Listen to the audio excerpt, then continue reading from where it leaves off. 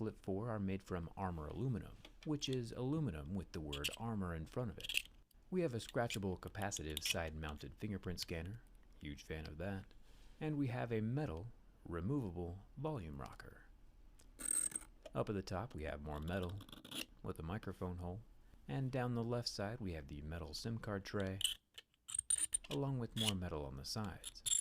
This phone again is IPX8 water resistant, and the pile of dust on my desk is probably making it nervous.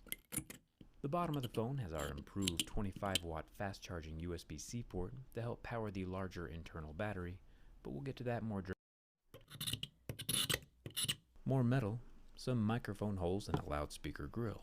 And Samsung has left a bit of a gap between the two halves so dust and dirt doesn't get smashed into the plastic layers. Thumbs up for that. With so many sides to scratch, I'm feeling like a fruit ninja.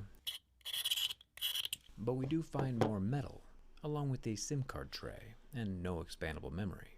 It does have a rubber ring though, and a water resistance rating of IPX8, meaning that it's pretty impervious to liquids, but has no rated resistance against dust. More on that later. Did he just say dust? This guy is crazy.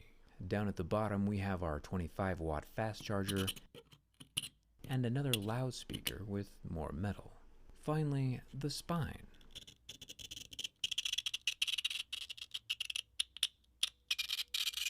Metal, with the very familiar recessed and inlaid Samsung lettering that we saw on the hinge last year. Moving around to the triple camera setup, it's time to see what materials we have back here. Just kidding, I swapped the phone to last year's Fold 3 and you didn't even notice. Is he making fun of us? I think he is. We have a new 50 megapixel camera, which is cool. And then we also have the scratchable fingerprint scanning power button. Damaging this will probably come back to bite us later. And we have another physical metal trigger up in the top corner. The top of the phone has more metal, along with one of the stereo loudspeakers. The left side has a metal volume rocker with a lot more metal. Moving to the bottom of the phone, we have our second stereo loudspeaker along with the 120-watt USB-C port, which as a bonus, when you plug in the phone, it's able to bypass the 100% recycled aluminum to be exact. Even the large power button is made from metal. Going up to the top, we have a microphone hole along with more metal. Dropping down to the left side, we get more aluminum along with the individual metal volume buttons. The bottom is where we find our metal SIM card tray, 33-watt USB-C port, and our bottom stereo loudspeaker.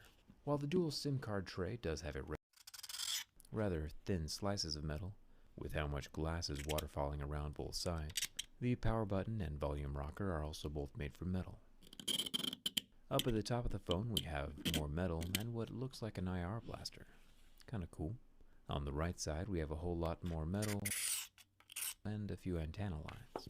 On the bottom we have our 65-watt USB-C port that keeps our 5000 milliamp hour all juiced up, along with a dual SIM card tray but no expandable storage. Plastic protection on all sides of the phone. They should probably stop doing this. The phone is made from metal and it'll last just fine in a cardboard box. The buttons are also made from metal and still also removable, so if you find someone with the same phone as you but a different color, you can swap buttons and be best friends forever. The top has more of this dumb plastic,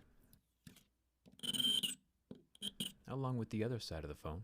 If I really wanted this much saran wrap, Samsung, I'd check my grandma's fridge for leftovers.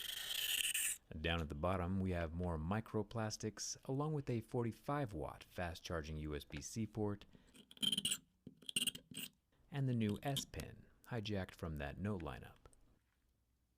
Camera and the sides of the phone are made from metal. Kinda cool how we can check two sides at the same time when it's shut like this.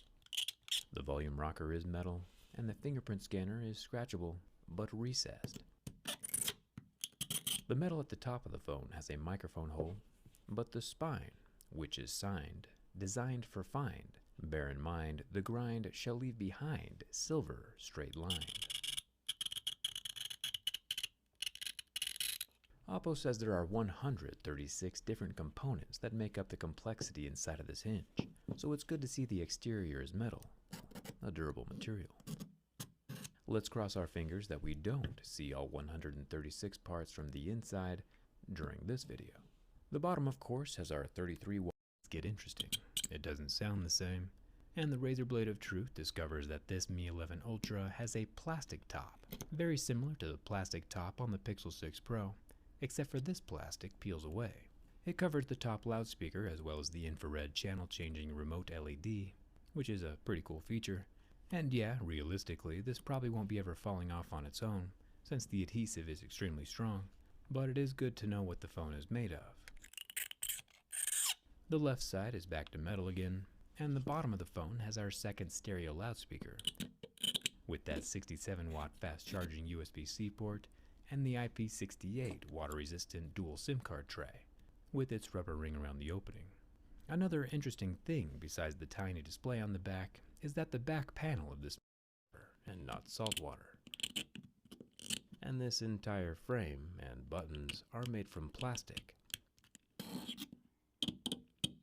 minus the hinge. The hinge is made from metal. One cool along the left side, Google switches back to metal,